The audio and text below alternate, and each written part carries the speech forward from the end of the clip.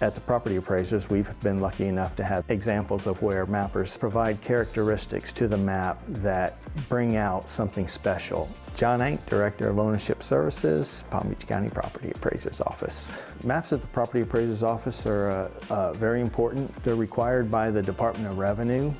We're actually responsible for locating, inventorying, and identifying all property that's in the county.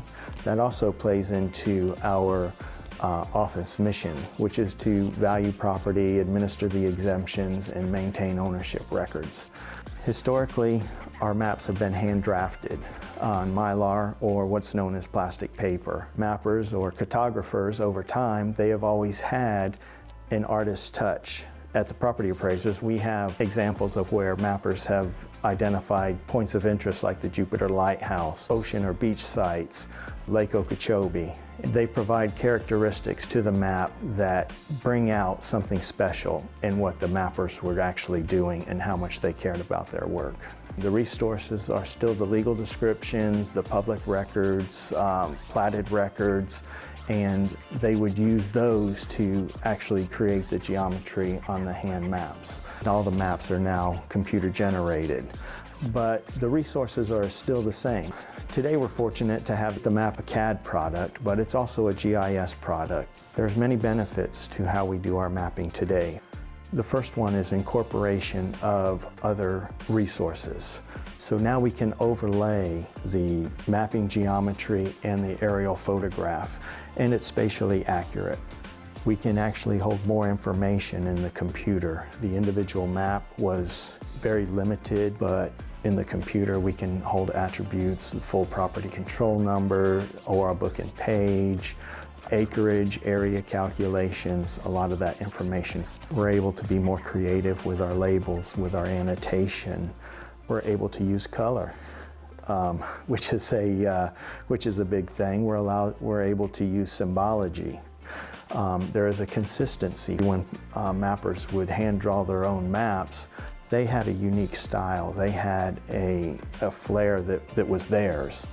In a computer map, basically all the mappers do the work the exact same way. The map is consistent so that any user of the map will see exactly what they expect to see anywhere on the map. Also gives us a way that the information is provided directly to the user.